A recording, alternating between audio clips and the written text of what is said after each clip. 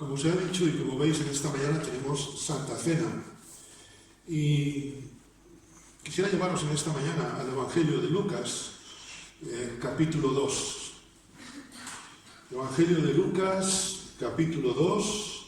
Y vamos a leer los primeros versículos. Después de la predicación, si Dios lo permite, seguiremos leyendo este capítulo. Leo Lucas, capítulo 2. Aconteció en aquellos días que se promulgó un edicto de parte de Augusto César que todo el mundo fuese empadronado.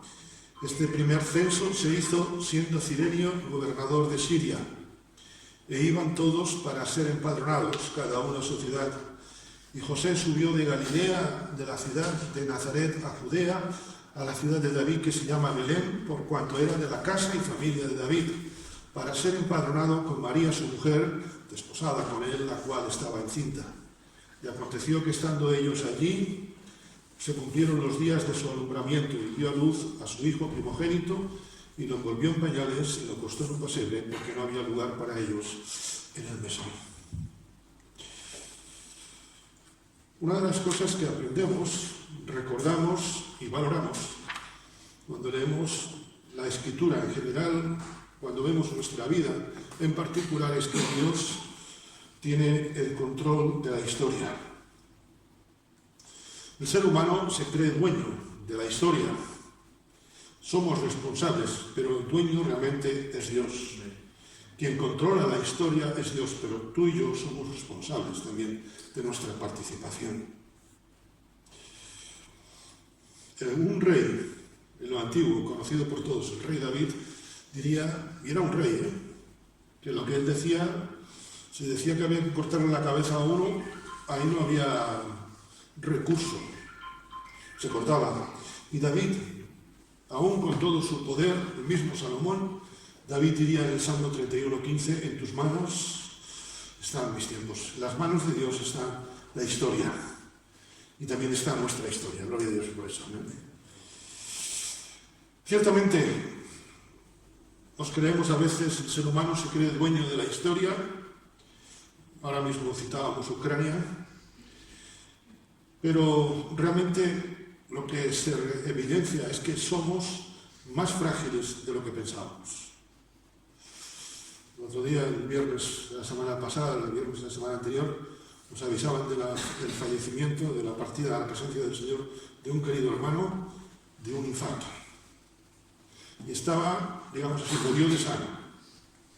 Somos muy débiles. En las últimas horas me llegaba información de un amigo de la infancia que está en cuidados paliativos.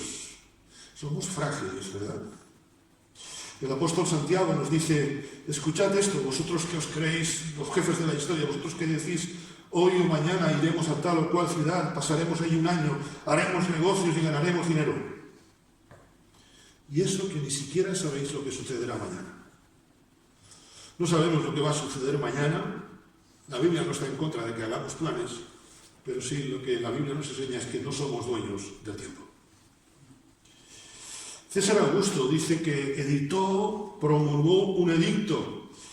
La situación, no voy a entrar en cuestiones geopolíticas en este momento, pero era de que estaba siendo un país, estaba siendo gobernado por otro.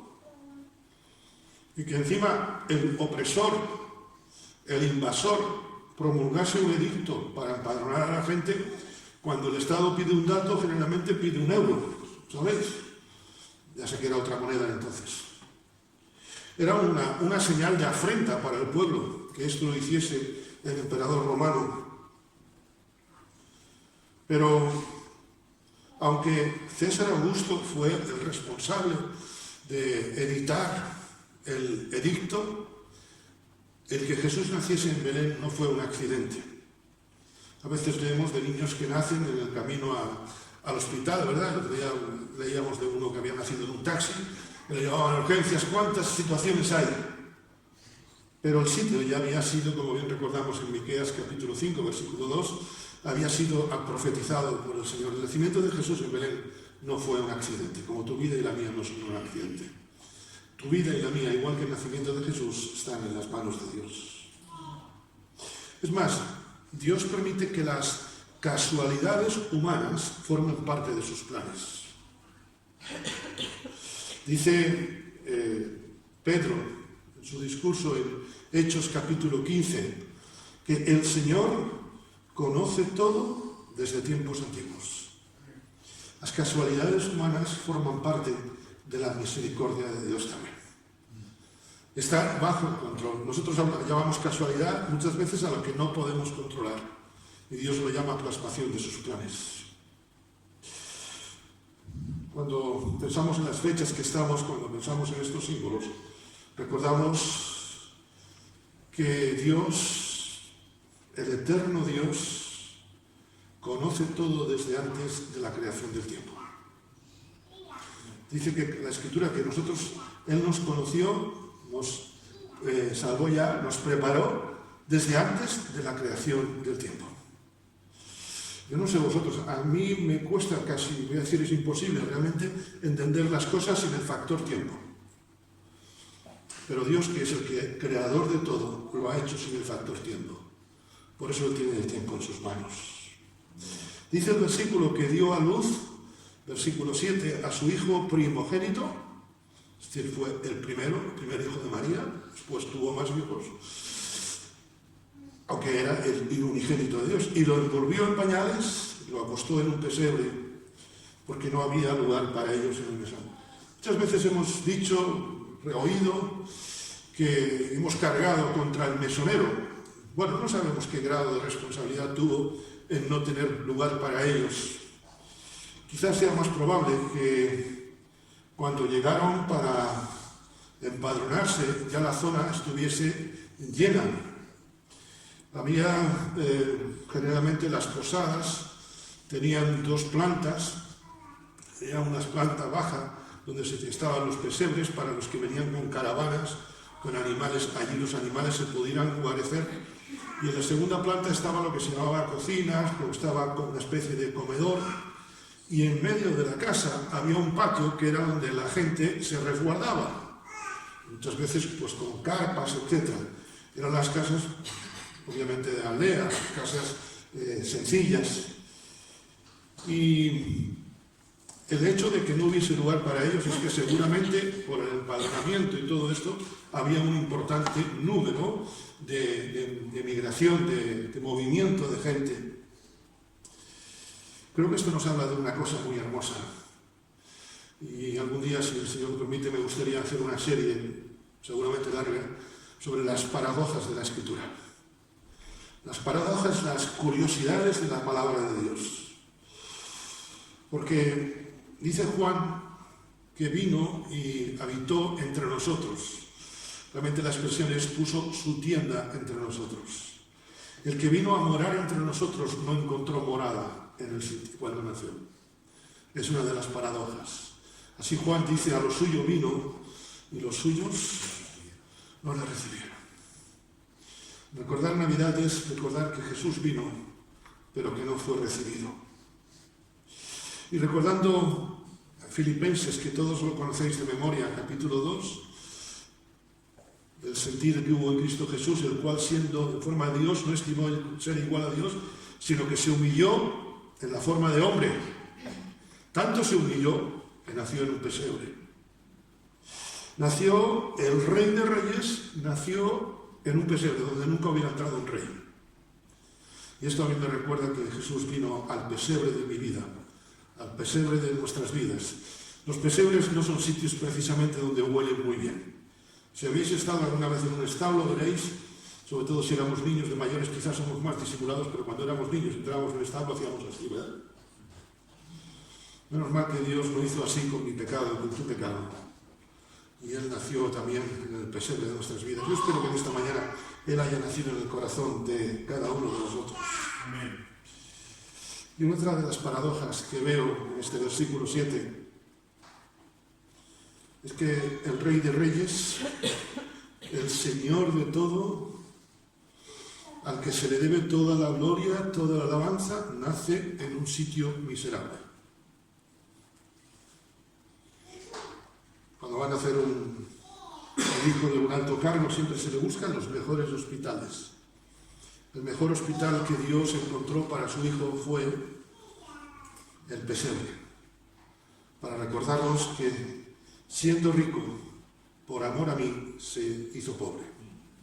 Como diría el apóstol Pablo en 2 Corintios 8:9. Permitidme, para terminar esta primera parte, esta reflexión primera, participar de estos símbolos en esta mañana, como dice C.S. Lewis, es recordar que el Hijo de Dios se hizo hombre para que los hombres fuésemos hechos hijos de Dios. Tremendo misterio, ¿verdad?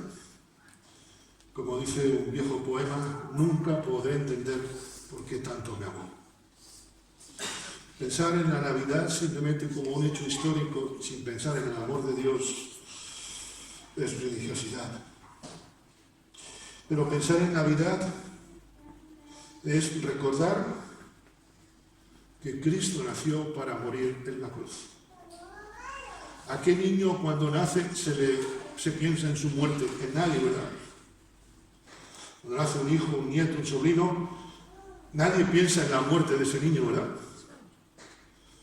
Tiene que ser doloroso para el corazón de Dios Padre saber que el que iba a nacer un día iba a morir, y de qué forma, ¿verdad? Por eso participar de estos símbolos es recordar que Dios, cuando envió a su Hijo Jesús, en Belén ya estaba pensando en el Gólgota.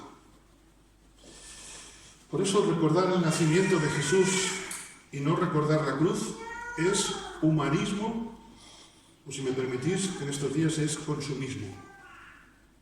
Todos estos días háblale a alguien, hagamos la prueba de hablar a alguien diciendo que el fin del nacimiento es ir a la muerte para morir por nosotros, y te dicen que estás equivocado. El mensaje de la cruz es locura a los que se pierden, desde luego. Recordar la cruz y no recordar el nacimiento es religiosidad, es ingratitud. Pero recordar el nacimiento y la cruz y no gozarnos con que Cristo viene es no tener esperanza. Así pues, queridos hermanos, y con esto concluyo, acudimos en gratitud a Dios y perdón por nuestros pecados. Como expresa una alabanza, amor tan grande, profundo y sublime es el amor de mi Creador. El amor de Dios se refleja desde la eternidad y un día no lo vamos a ver reflejado, lo vamos a ver cara a cara cuando estemos en la eternidad con Él. Al Señor sea la gloria.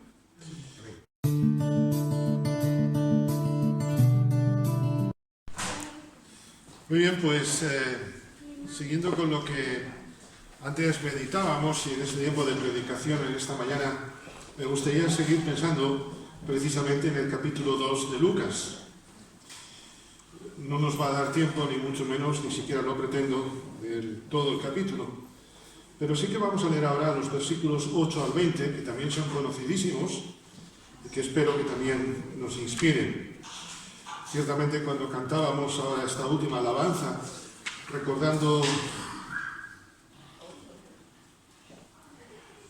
el pasaje de Filipenses capítulo 2, enlazaba con lo que habíamos precisamente comentado antes. Leo con vosotros, vamos, si me acompañáis, Lucas capítulo 2, versículos 8 al 20. Después que Jesús nació, fue acostado en un pesebre y fue envuelto en pañales, había pastores en la misma región que velaban y guardaban las vigilias de la noche sobre su rebaño.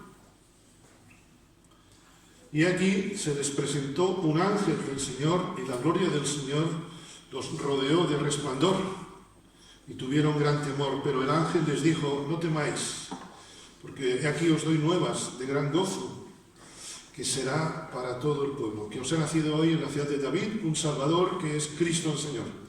Esto os servirá de señal: hallaréis al niño envuelto en pañales, acostado en un pesebre. Y repentinamente apareció con el ángel una multitud de las huestes celestiales que alababan a Dios y decían: gloria a Dios en las alturas y en la tierra paz, buena voluntad para con los hombres. Sucedió que cuando los ángeles se fueron de ellos al cielo, los pastores se dijeron unos a otros: pasemos pues hasta Belén y veamos esto que ha sucedido y que el Señor nos ha manifestado. Vinieron pues apresuradamente y hallaron a María y a José y al niño acostado en el pesebre, y al verlo dieron a conocer lo que se les había dicho acerca del niño. Todos los que oyeron se maravillaban de lo que los pastores les decían, pero María guardaba todas estas cosas, meditándolas en su corazón. Y volvieron los pastores, glorificando y alabando a Dios por todas las cosas que habían oído y visto, como se les había dicho. Amén. Quisiera pensar en varios aspectos. En primer lugar, el emisario, el portavoz, el cartero, valga la expresión, de las noticias del cielo, el ángel. Los diversos comentaristas se inclinan a pensar que fue el ángel Gabriel, no sabemos, podía haber sido ese, podía haber sido cualquiera, pero lo importante es que Dios usó a alguien. Mirad, lo importante es que Dios sigue usando ya personas para llevar su mensaje, ¿amén? Y nos puede usar a nosotros, seamos como seamos, tengamos el nombre, la reputación, en fin, lo que tú quieras. Dios te quiere usar a ti como usó a aquel ángel. Y esa es una de las bendiciones que creo que podemos aprender de este relato. Quisiera pensar también en ese emisario, como digo, anónimo. Solo en el cielo nos enteraremos seguramente quién fue. Y algunos detalles de su mensaje. Fijaros, primero dice, cuando se les presenta, el ángel primero que le dice, cuidado que aquí estamos nosotros. No. Trae un mensaje de no temáis. Y esto creo que concuerda muy bien con lo que expresa 1 de Juan, capítulo 4, versículo 8, Dios es amor. El perfecto amor echa fuera el temor. Vemos como la Escritura se, vamos a decir así, cuadra, encaja perfectamente una con otra. No temáis. No temáis, ¿por qué? Porque os doy nuevas de gran gozo. A veces decimos a las personas, no tengas miedo, no pasa nada. Eso no es una razón. La razón de no temer que expresa el ángel es porque hay nuevas de gran gozo. Porque Cristo siempre es motivo de gozo. Cristo siempre es motivo de gozo. Y me planteo, queridos hermanos, ¿cómo presento el mensaje de Dios a otros? El ángel podía haberle dicho, no temáis, pero mirad, no vais a alucinar con lo que ha pasado. No temáis porque hay gozo. Querido hermano, querida hermana, ¿cómo presentas el mensaje de Dios a otros? No era un mensaje de gozo, sino un mensaje de gran gozo. Porque si hubiera sido un mensaje de gozo, hubiera sido una cosa pasajera.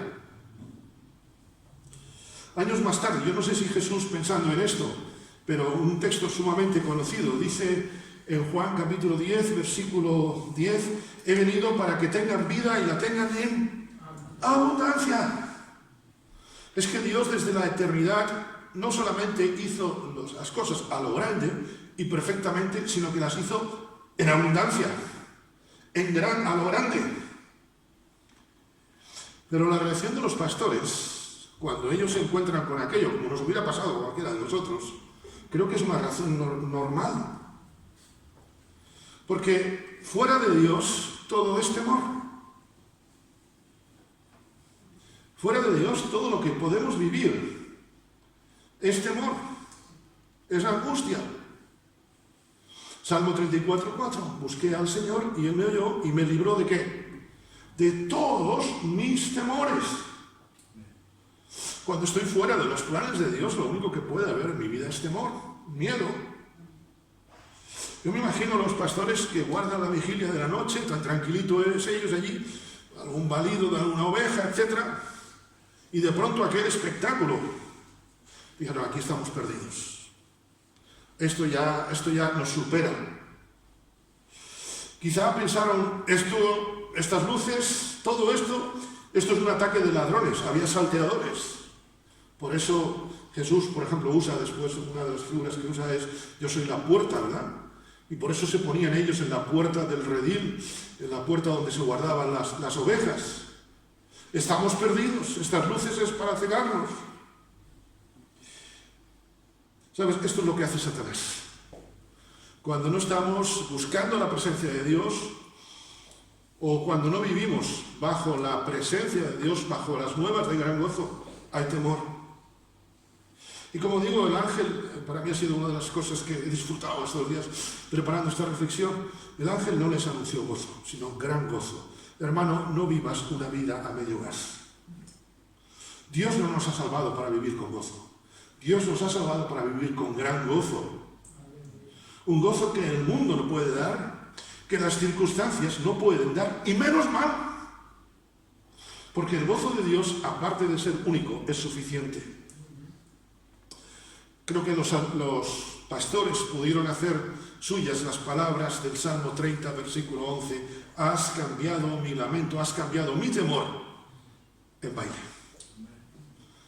Cuando buscamos la presencia de Dios, cuando dejamos que Dios traiga luz a nuestra vida, solamente puede haber gozo. ¿Tenemos derecho a estar tristes? Sí, pero no estamos obligados a estar tristes. Tenemos derecho a pasar aflicción, muchas son las aflicciones del justo, pero de casi todas ellas no, de todas ellas le libra el Señor. Si el Señor no te está librando de aflicciones, algo anda mal en nuestra vida. Os traigo nuevas de gran gozo, que será para que lo quedéis vosotros en el buen corazón, que será para que vosotros digáis, menuda noche allí, oh. No. Será, dice el versículo, para todo el pueblo. Nos recuerda que el mensaje de Dios es universal. Que aunque lo suyo vino y los suyos no le recibieron, nosotros no somos un accidente. El mensaje de Dios para todos es desde el mismo la creación, Génesis capítulo 1, porque Dios, digamos así, no hizo una creación especial para Israel, hizo una creación única para todos los seres humanos. Os doy nuevas que serán de gozo para todo el pueblo. El rey Ezequías, en su oración de Segunda de Reyes, capítulo 19, versículo 19, dice que todos los reinos del mundo reconozcan que tú eres Dios, el Señor. El mensaje de Nochebuena, el mensaje de Navidad, ya había sido profetizado por el rey Ezequías, que todos los reinos del mundo. Estos serán nuevas de gozo para todo el pueblo. ¿Hasta qué punto compartimos con el pueblo de Dios las bendiciones que recibimos de Él? A veces me temo, ojalá sea una mala suposición y ojalá sea solamente una palabra mía humanamente, pero a veces me temo que compartimos más las tristezas que las alegrías. Y cuando Dios nos ha llamado a vivir en alegría, regocijaos en el Señor siempre. Y Pablo se lo dice eso a la iglesia de Filipo, una iglesia que estaba empezando a pasar persecuciones. Si hay gozo en nuestra vida, el gozo, como digo, no nos lo da el mundo, nos lo da el Señor. ¿Hasta qué punto nosotros recibimos ese desafío? Nuevas de gran gozo para todo el pueblo. ¿Hasta qué punto compartes con tus hermanos las bendiciones que Dios te da? Porque Dios te bendice. Dios te está bendiciendo. Perdón, Dios nos está bendiciendo a todos, uno por uno. Y Dios no es futbolista, Dios no tiene segunda división de hijos. Dios tiene a todos en primera fila, en primera división. En la Champions League, de la victoria de la cruz del Calvario. Y yo me pregunto en esta mañana, ¿nos parecemos a los ángeles? Proclamando este mensaje de gozo, este mensaje de buena nueva, de buena noticia a todo el mundo. Hace unos años en Televisión Española hubo un programa que era solamente para dar noticias positivas. Duró 2 meses. No porque no hubiera noticias positivas, sino porque no había audiencia. Los programas que más vencen entre lo que la sociedad quiere es tristeza. Os ha nacido hoy, os doy nuevas de gran gozo, que será para todo el pueblo, que os ha nacido hoy en la ciudad de David. Dios cumple sus promesas, nos recuerda también este ángel. Dios trae gozo, Dios trae bendición para todo el pueblo y Dios cumple sus promesas. Tú, Belén Efrata, eres, y me gusta mucho la versión, creo que es la nueva versión internacional, tomé esta referencia. Tú, Belén Efrata, eres solo una pequeña aldea entre todo el pueblo de Judá. Eres un pueblo insignificante. No obstante, en mi nombre saldrá de ti un gobernante para Israel, cuyos orígenes vienen desde la eternidad. Y César Augusto se creía que era el dueño de todo. Ya había sido profetizado. Permitidme un poco usar la imaginación y, si queréis, un poco la poesía. No sé hasta qué punto es imaginación ni hasta qué punto es poesía, pero permitidme. Me llama la atención que desde lo más remoto del universo hasta lo más remoto de la Tierra, una aldea, pequeña aldea. En el Google Maps de la época no salía. Desde lo más remoto del universo a lo más remoto de la Tierra, Dios se encarnó naciendo en un lugar insignificante, anunciándose a gente insignificante para que los insignificantes pudiésemos tocar el cielo. Esto a mí, permitidme, me quedo, como dirían los salmos, selah. A mí me llama la atención. Como el Dios, creador de todos, pensó en gente insignificante para que naciese su Hijo en un lugar aparentemente insignificante, para que los insignificantes que somos nosotros pudiéramos tener sentido en nuestra vida. Y cuando reciben este mensaje, dice, lo único que notaréis es que hay un niño envuelto en pañales, acostado en un pesebre. No le dieron más datos. Los pastores no necesitaron más datos. Los ángeles fueron muy claros. Y a mí esto como predicador, me es un desafío. ¿Soy claro con los demás? ¿Soy conciso con los demás? El otro día hablaba con una persona, el viernes pasado, un facultativo, y me estuvo contando una serie de historias, y cuando el hombre llevaba, no exagero, 20, 25 minutos sin parar, a mí tenerme callado 25 minutos también es casi un milagro, pero bueno, lo dejé hablar, ¿no? Me dijo, te estoy dando la chapa. Y la verdad, en cierto modo sí, aunque yo sé que lo hacía con muy buen corazón, pero hubo cosas que no me enteré. Y le puse atención, como los ojos del búho, ¿sabéis? Le puse así. Somos concisos en el mensaje que damos a los demás. A veces queremos hacer un mensaje tan grande que liamos las cosas. Perdón. Los ángeles fueron muy concisos en su mensaje. Se trata de presentar. Jesús, salvo el sermón del monte, los demás sermones, los demás discursos, no fueron discursos muy largos. Y todo el mundo se enteraba. Los predicadores tenemos que aprender de Jesús, desde luego, ¿no? Pero tú y yo, cuando compartimos el Evangelio con las personas, somos igual de concisos.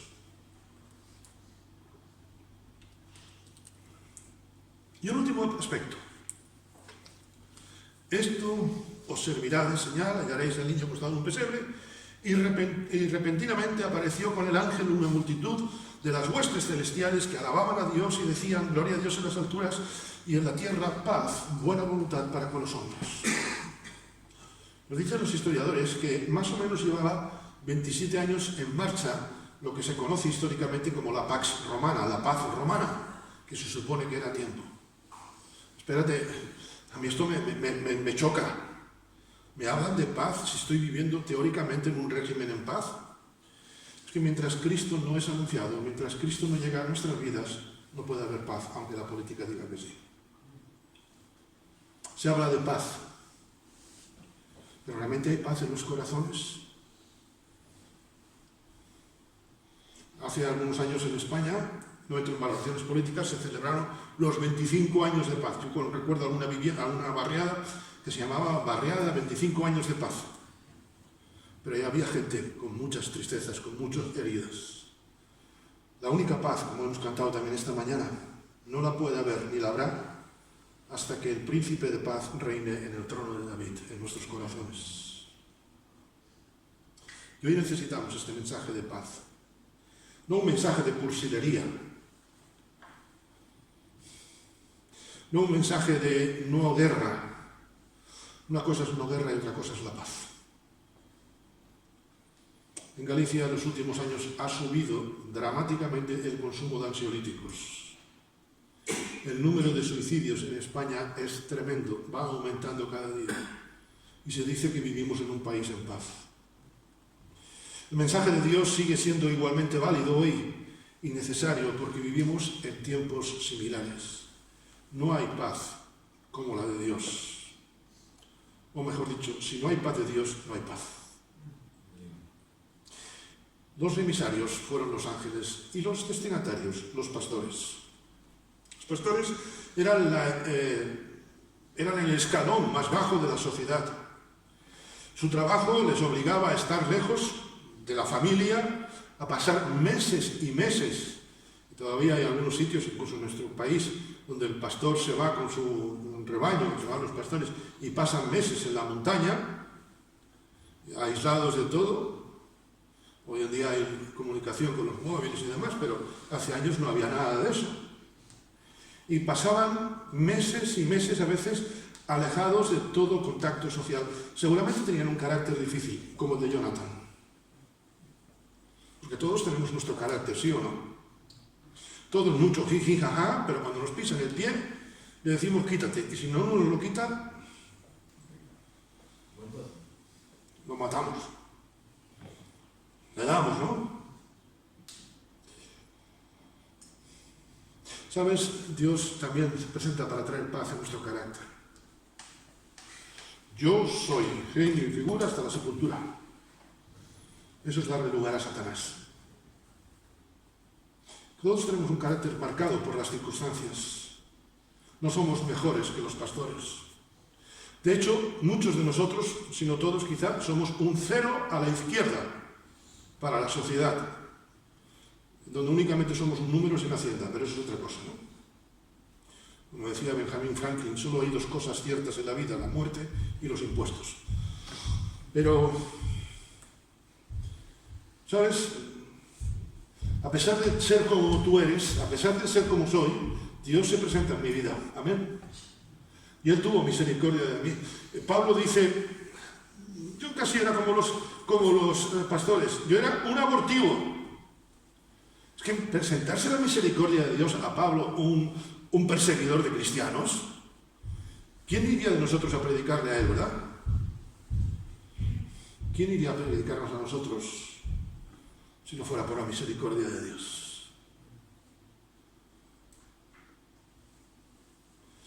En el barrio donde se convirtió mi padre, donde mi padre se creció, había un hombre que cuando se le veía cerca de una mujer, muchos maridos temblaban. ¿Y me entendéis? Y este hombre, mujeriego por excelencia, un día fue tocado por el Señor. ¿Sabes? ¿Quién hablaría a él? No lo sé, ¿verdad? No sé mucho más de la historia, algunas cosas más. Pero aquel hombre, con aquella reputación, y menuda reputación, fue tocado por Dios. Como te tocó a ti y me tocó a mí. A los pastores se les consideraba ceremonialmente impuros. No podían acceder a la parte interior, a los servicios de adoración, a los servicios del templo. No podían acceder por su trabajo, porque se les consideraba que era la escoria de la sociedad. Dios muestra su misericordia dando el primer anuncio del nacimiento de su Hijo, usando a gente despreciada de la sociedad, si me permitís, a gente despreciable por muchos, porque como dice el mismo Evangelio de Lucas, en el capítulo 1, versículo 52, quitó de los tronos a los poderosos y exaltó a los humildes. Por eso yo sé que Dios puede hablar. Dice que la gloria de Dios, la gloria del Señor, como hemos leído, los rodeó de resplandor. A pesar de su situación, a pesar de su reputación, la gloria del Señor los rodeó de resplandor. ¿Recordáis lo que dice Jesús en su ministerio? Yo soy la luz del mundo. Mira, hermano, mi hermana, cuando Dios habla a tu vida trae luz, a pesar de nuestras tinieblas. El texto es muy elocuente. De noche estaban, ¿verdad? Guardaban las vigilias de la noche. Si no pusiera este detalle, podríamos decir, bueno, esto fue una alucinación, algo que se les presentó durante el día. Esto fue por la noche.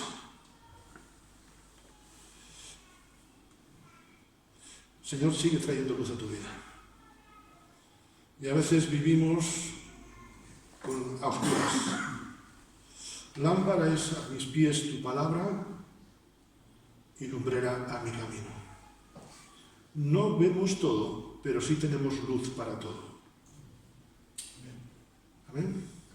No vemos todo, no entendemos todo. El mismo apóstol Pablo, que incluso estuvo en el tercer cielo, dice, entonces conoceré como fui conocido. Hay cosas que nunca entenderemos, las cosas secretas pertenecen a nuestro Dios, pero las que entendemos tenemos que ponerlas en práctica. Dicho una versión muy libre, de Deuteronomio 29:29. Y cuando vieron la gloria del Señor, tuvieron gran temor. ¿Qué produce en ti la palabra de Dios? ¿Qué produce en nosotros la presencia de Dios? ¿Temor, reverencia? ¿O nos da igual? ¿O simplemente calificamos del 0 al 10 el sermón? ¿Solamente calificamos del 0 al 10 lo que hemos oído? Las alabanzas, hoy ¿cómo no funciona el ordenador? Hoy le ponemos un 4, 4,5. El predicador este ya lo conocemos mucho, muy deficiente, 0,1. Mira, no es por el predicador, no es por los que llevan la alabanza, es que Dios habla a través del predicador, a través de los de la alabanza, a través de las oraciones. Dios habla. Dios trae luz. Y en esta mañana estamos en la luz del Señor. Amén. ¿Qué produce en nosotros la palabra de Dios? Y permitidme, ¿qué produce en nosotros las acciones de Dios? ¿Qué produce en nosotros las acciones de Dios? ¿El resultado cuál fue? Los ángeles, dice el versículo 14, que hicieron este hermoso cántico y los ángeles se fueron de ellos al cielo, sin más historias. Los ángeles terminaron, permitidme la expresión, su trabajo, su misión. Y creo que, en consonancia con algunas cosas que hemos dicho ya, aprendamos de los ángeles a cumplir nuestra labor y no a cortarla ni a alargarla. No queramos ponerle postre a las cosas cuando Dios no ha preparado postre, ¿me entendéis? A veces, oigan, ¿vosotros creéis realmente, hermanos, que a los ángeles no les hubiera gustado más estar allí un ratito más? ¿Creéis que a los pastores no les habría gustado que aquella presencia estuviera un poquito más? Pero es que lo importante no eran los ángeles, lo importante no eran los pastores, lo importante era Jesús. Cantamos muchas veces, el centro de mi vida es Jesús. Si en esta mañana no estamos viendo a Jesús, estamos simplemente como mucho recordando algo histórico. Pidamos a Dios sabiduría para administrar lo que Él nos da, el tiempo, los esfuerzos, los recursos. Los ángeles no desperdiciaron recursos. Los pastores nos enfadaron y dijeron, quedaros media hora más con nosotros, que os damos un quesito de las ovejas. No. Salieron los ángeles cuando terminó su función, su trabajo. En cierto modo, recordando la parábola de Jesús, los ángeles llevaron a cabo aquello de siervos que inútiles somos, pues hicimos lo que teníamos que hacer.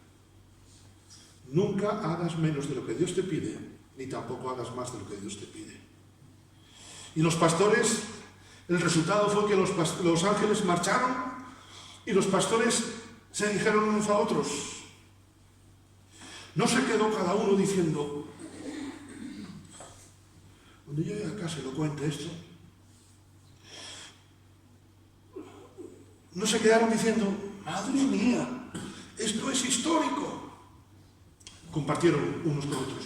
Dice el texto, los pastores se fueron y dijeron, pasemos pues hasta Belén y veamos esto que ha sucedido. Tuvieron comunión entre ellos. Querido hermano, querida hermana, si la presencia y el mensaje de Dios no te motiva a la comunión, es que vivimos en religiosidad. Un religioso termina, no comparte. Reflexionaron, Meditaron, veamos esto que ha sucedido. Yo no sé vosotros, a mí me pasa esto y yo me quedo allí, vamos, embobado. Me tienen que poner un babero XXL, se me caería la baba. Pero cuando recibo de Dios, tengo que ponerme en acción. Porque, fijaros, ellos no se conformaron con aquello, ansiaron ver que aquello era verdad. ¿Ansías más de la presencia de Dios durante la semana? A veces nos quedamos, permitidme la expresión, con el fogonazo del domingo. Pero ¿ansiamos tener presencia de Dios? ¿Buscar la presencia de Dios durante la semana? ¿No esperaron que Jesús viniera a ellos? ¿Ellos fueron a buscar a Jesús? De cierto modo, permitidme, a raíz de esto, ellos pasaron hasta Belén. ¿Deseamos que durante la semana lo que hemos recibido en la reunión, deseamos verlo? Porque para ver lo que habían recibido tuvieron que dar pasos.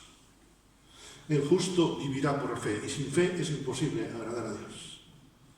¿Ansiamos más de Cristo durante la semana? Ellos no se conformaron, permitidme, con el buen culto de aquella noche. Ansiaron buscar la presencia de Jesús. Y si ese no es nuestro objetivo desde que nos levantamos o desde que nos despertamos, entonces seguimos todavía guardando las vigilias de la noche cuando ha habido un nuevo día en nosotros. Actuaron de inmediato, fijaros, vinieron ¿cómo? Apresuradamente. Y no tenían un calzado tan cómodo como hoy en día, en zapatillas deportivas. Vete tú a saber qué zapatillas llevaban.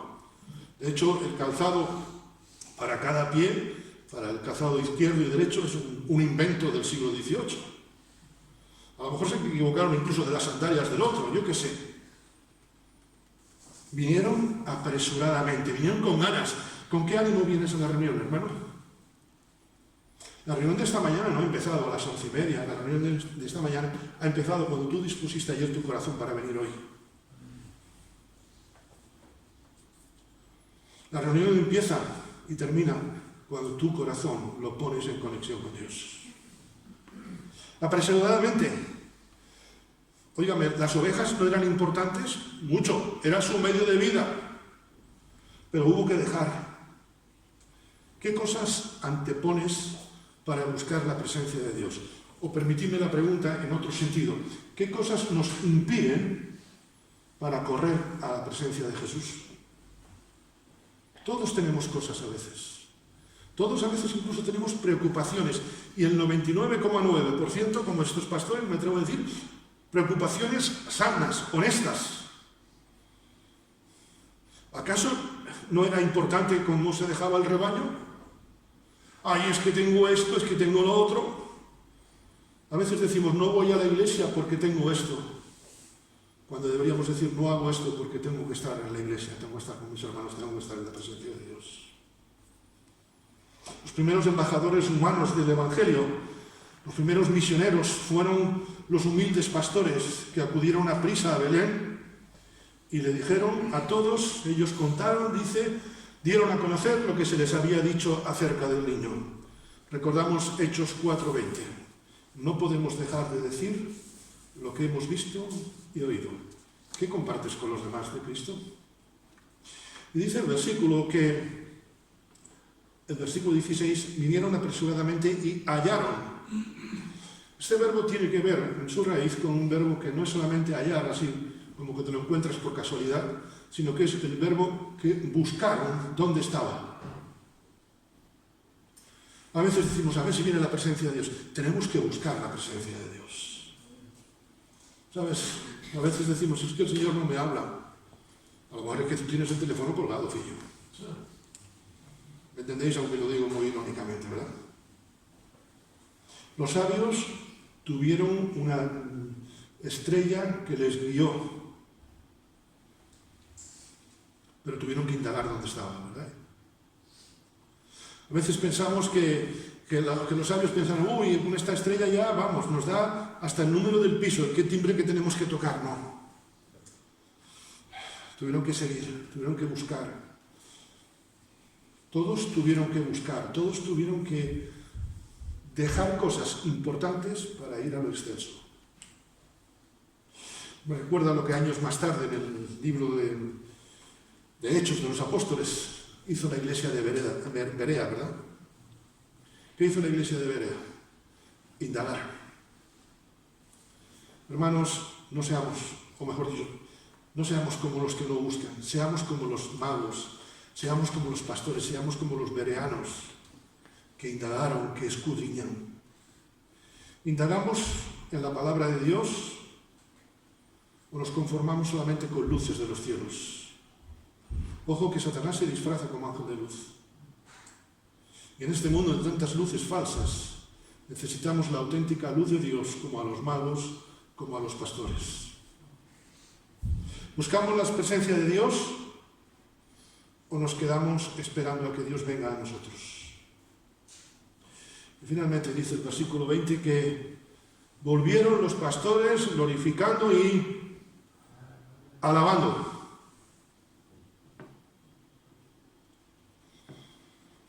No pasó en nuestra iglesia. Esto no pasa en nuestra iglesia. Pero supe de una familia que cuando llegaba a casa el domingo hacía una fotografía en blanco y negro, un retrato de perfil del predicador y de los que habían intervenido en el culto. ¿Me entendéis, verdad, lo que quiero decir? ¿Sabéis? Los hijos tienen la mala costumbre de crecer e incluso a veces de tomar sus decisiones. Y las criaturas crecieron. Y cada domingo cuando llegaban a casa, sus padres hacían, pues eso. De aquella los carretes de 24 y 36 fotos, yo creo que estos usaban varios carretes. Cuando los hijos empezaron a tener 14 y 16 años, no quisieron saber nada del Evangelio. Y esto no es ninguna ficción, ninguna milonga que os esté contando. Os digo el caso y conozco tristemente. ¿Sabes? Los pastores volvieron alabando. No diciendo qué mal olía aquel pesebre. Mira tú que despertamos a las 3 de la mañana para esto. Mira que no sé qué, mira que no sé cuántos. Cada vez que alabamos a Dios estamos reviviendo a la primera Navidad. Si se alaba el consumismo, si se alaba las buenas comidas, pero si nos olvidamos de Dios, no nos diferenciamos de los pueblos paganos, y permitidme decirlo con todas sus letras. Y concluyo con una pregunta. Dejo la pelota en vuestro tejado, esperando que sea una pelota que Dios nos mande a cada uno en esta mañana.